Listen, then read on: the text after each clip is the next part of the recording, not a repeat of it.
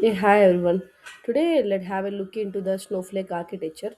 So Snowflake and also the Snowflake features and the comparison between the existing cloud data warehouses and the Snowflake data warehouse, and also the traditional data warehouse and the big data challenges which Snowflake is going to solve. So coming to the Snowflake, Snowflake is a SaaS application.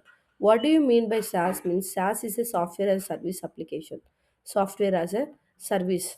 So nothing but earlier, if you see, we have infrastructure as a service, platform as a service. These are the three different services available in the market actually. So software as a service, Snowflake came up with the SaaS model. Means they have developed a service and it is available to host any cloud. It may be Azure cloud or AWS cloud and GCP cloud. It is a independent of infrastructure and it is independent of the platform. That's the major goal of a SaaS application. However, nowadays whatever we are creating, those are majorly preferables are the SaaS only. This Databricks is that. Databricks is also a SaaS application. Okay, so likewise, Snowflake also came up with the different accesses like AWS, Azure, and GCP. Because of that, there is no vendor lock-in. Means we are not going to lock with any cloud. Whenever you wanted to change your cloud, immediately you can change. Actually, that's the facility Snowflake is given to you. Okay, and there is no hardware as a physical, nothing. There is no hardware you have to install or any physical system you need to build for the respective Snowflake. Only your laptop is enough to start with the Snowflake. No installations, no configuration, no managing the things. Snowflake is that much of easy to set up. There is virtually no software to install, configure, and manages. There is no ongoing maintenance, management, upgrades, tuning. It is going to handle by Snowflake by itself. Okay, Snowflake runs completely on cloud infrastructure like Azure, AWS, and GCP. Whatever Snowflake is going to handle, the this one clients, drivers, characters, all these six Snowflake is going to handle by itself and available in the public cloud infrastructures like Azure, AWS, and GCP. This thing you have to remember. It's a SaaS application and available in different cloud platforms. And Snowflake uses virtual compute instances for its compute needs. Computation means whatever queries you are writing like a SQL queries in a Snowflake, that is going to process using the virtual compute instances only. And the for storage, they also have the persistent storage data like in independently the storage of the data is present in these clouds only, where whichever cloud you are selecting, there we have a data lake, right? In that data lake only the storage is going to store. Snowflake cannot be run in a private cloud environments or on-premise host because to eradicate the big data challenges, traditional data warehouse only these people came up with the cloud. So if you wanted to have a Snowflake in your on-prem, it won't possible actually. They don't have that facility. Snowflake is not a packaged software offerings like some other data warehouses and all. Okay, so that is the major benefits of Snowflake. Coming to a traditional data warehouse, I'm telling you, not the Snowflake. Traditional data warehouses like Teradata, Netiza, IBM, IBM Netiza, and these and all are the traditional data warehouses. Those are infrastructure as a service data warehouse actually. Infrastructure you have to set up on your own. Okay, data warehouse were all about infrastructure as a service, but Snowflake is SaaS application and limited storage capacity because you built your infrastructure, so you have to maintain your storages also, right? So that's what, if something got if the storage got filled, then it is taking some downtime and again you need to restore your storage capacity actually. And it is very high cost and you have to maintain the administrator and you have to maintain the disk. Everything you have to maintain. That's the problem of traditional data warehouse. Because data warehouse only we are going for vast storage and heavy computation only, people will go to the data warehouses. Limited processing capabilities actually. The process time is more because of single core mission or limited infrastructure. Okay, that's the disadvantage of traditional warehouse. No scalability. Sometimes there is no scalability. If some warehouses, if there are scalability, but there is definitely have a downtime. Okay, if you wanted to increase from one computation to some other computation higher end, it will take a lot of time. And security is one more issue actually. If your admin is not good, some breaches is going to happen. Your data is not at all secure. Okay, because it is developed in your premises, right? Over on-prem, what is the advantages of Snowflake? It is truly SaaS application, hassle-free account setup, and it is scalable like anything, and it is availability like 99.99%. Whatever is going to happen, your data is available to you, and high-end security they are going to give you, and fast data retrieval will be there because they have used internally micro partition and columnar storage. Please remember this point: micro partitioning and columnar storage. Because of these two concepts implemented in Snowflake, Snowflake is a very fast data retrieval data warehouse actually. Columnar storage is the same actually. Columnar storage is used for any warehouses. Most of the warehouses uses the columnar storage only. But micro partition is the one thing which Snowflake bought up for the facility of purposes and all. Flexible charges, okay, pay as you go. We can, whatever we are using, we will pay for that only. There is no maintenance actually, and it is a cloud native, and we can do the data sharing and zero copy cloning seamlessly, right? There's no downtime, and we have a facility of data retention using the time travel and failsafe. I hope you already know these things. And coming to the Snowflake, I already told you AWS, Azure, and GCP, and these are the regions where our Snowflake is available. Okay, and whichever region you are locating, our data is going to save there. If something happened to that region, maybe disaster, power shortcuts, like cyclones, everything is, if something is going to happen to that region, the data is immediately is going to available in some other regions actually. So that is called a data redundancy. Okay, and also there is available in the market, there are Redshift, Google BigQuery, and Snowflake also. So major, these are the different data warehouses which are available in the cloud, not on-prem. And there is one more thing called as Synapse Analytics, also Synapse Analytics. So all are is going to give the same features coming to the data perspective, but Snowflake is going to give the best, as there is no sizing required, and storage and compute are independent as well. There is separated. But coming to the AWS Redshift, those are tightly coupled.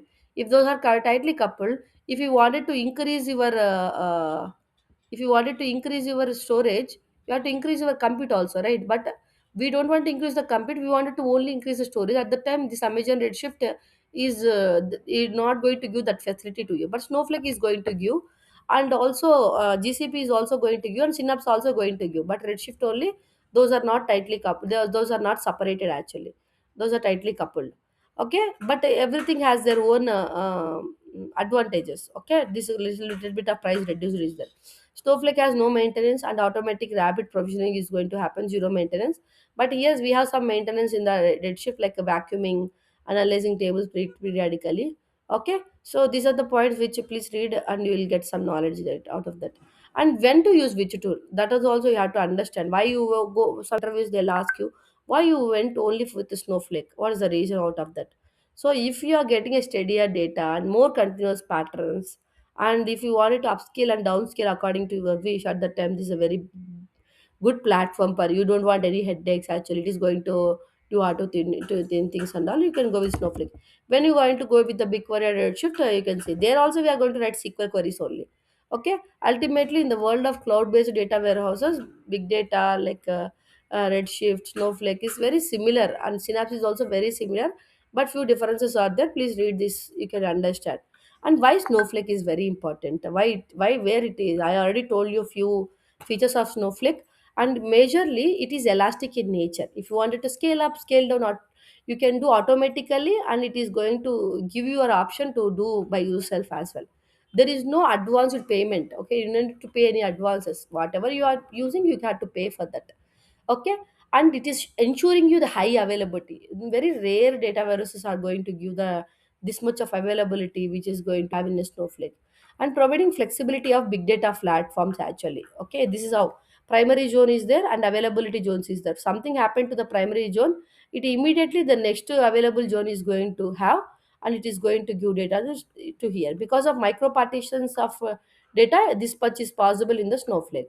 And no need to worry about infrastructure and security, everything is going to taken care by, because it is a SaaS anywhere.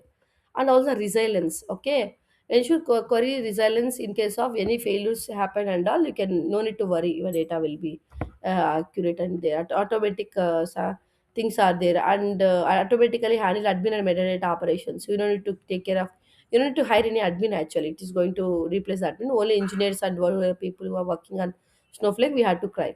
And it's a cloud agnostic in nature. Okay, means it has a cloud service layer, and also it can have adaptability to set up any cloud environment actually. That's the thing.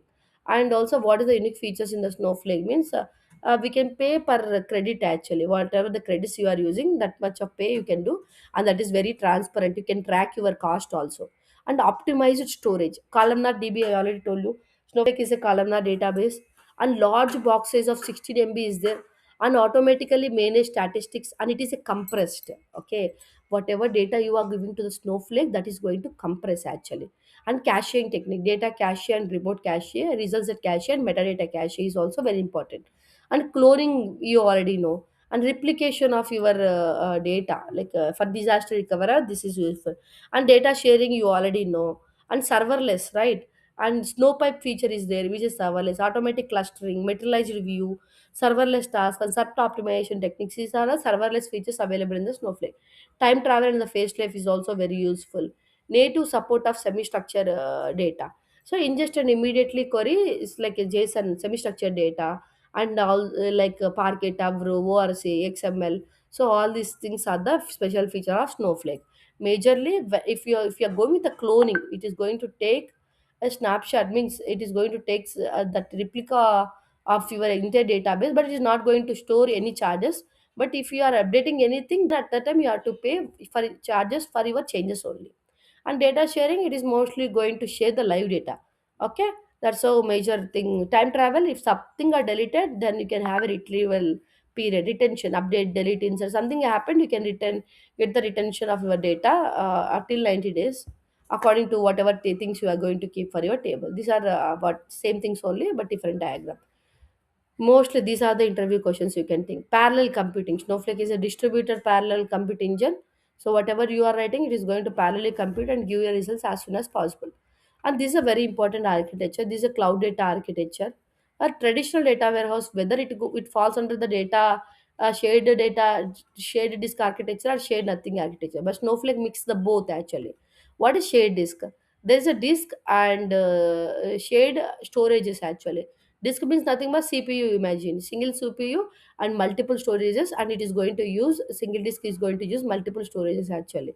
And coming to the shared nothing, so each disk is going to have a different RAM at disk actually. This is a different architectures like shared disk and shared nothing.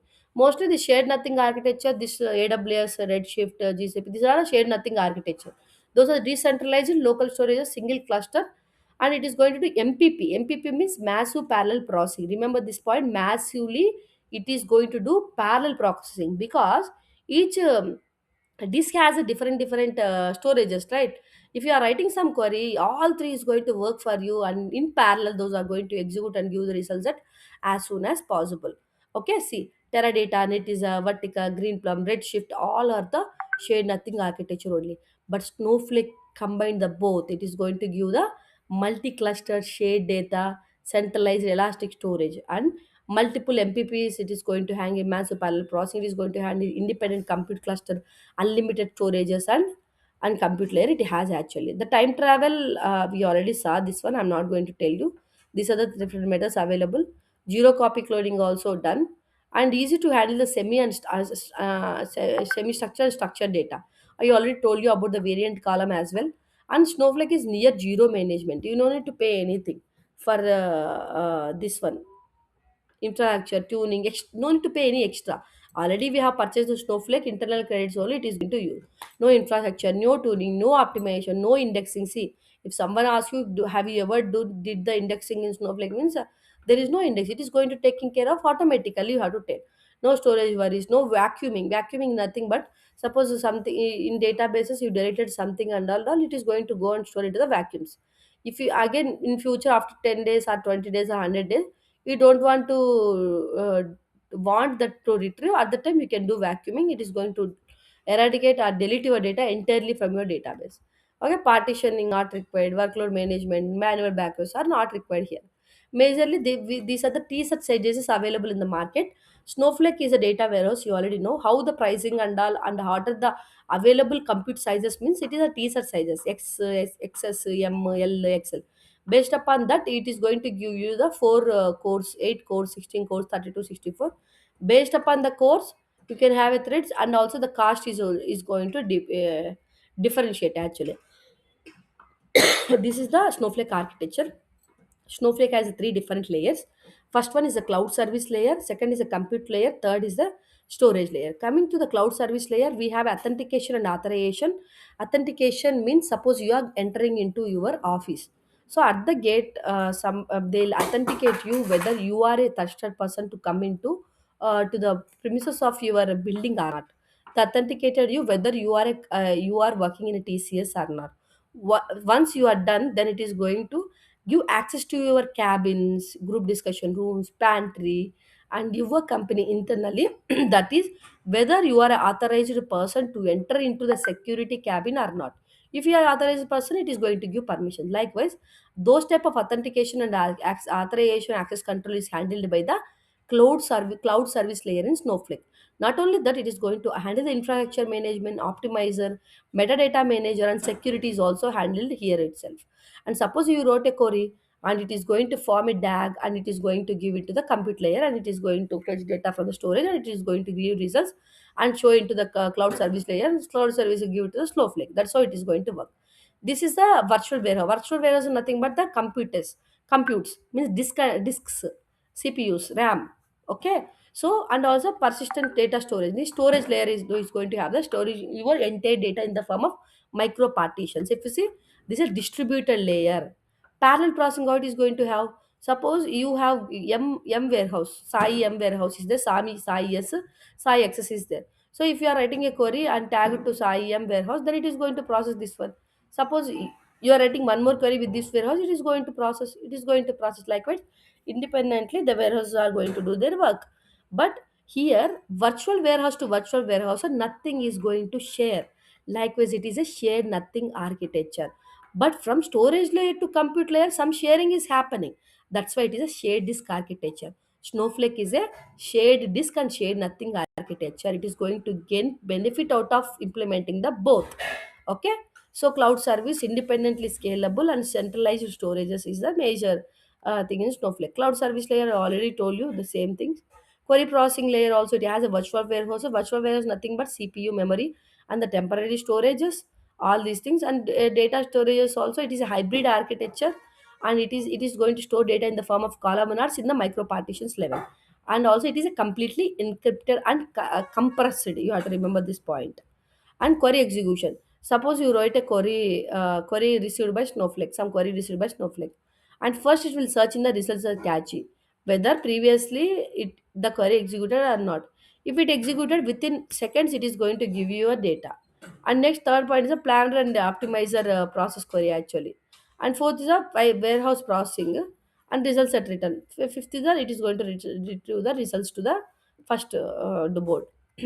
And this is the major important thing of Snowflake architecture introduction.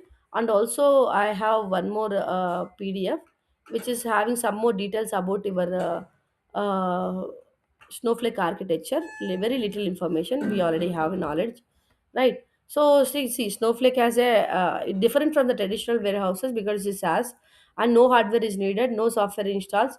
It combines the shared disk. If someone asks you about the architecture of Snowflake, you have to tell it's a combination of shared disk and shared nether architecture, and it calls a hybrid architecture, and so two separate storages and compute activities are there. So those are not tightly coupled. Storage and compute are separated, so we are getting a flexibility to get whatever we want. If suppose I want in our company we want the storage, then we can improve storage irrespective of the computation. And also it can handle multi-clustered shared data architecture. You can have a multiple clusters. In that cluster also you can do your processing very fastly. Elastic in nature. Okay. So this is how the architecture, storage layer and compute layer and query processing and cloud service layer actually. Cloud services layer is a brain kind of thing. Okay. And next is the little bit of where the storage actually happened. Maybe some people have a doubt. Now if you selected in Azure, then it is going to have a Azure blob storage. If you select AWS, Amazon S3 is going to have GCP bucket.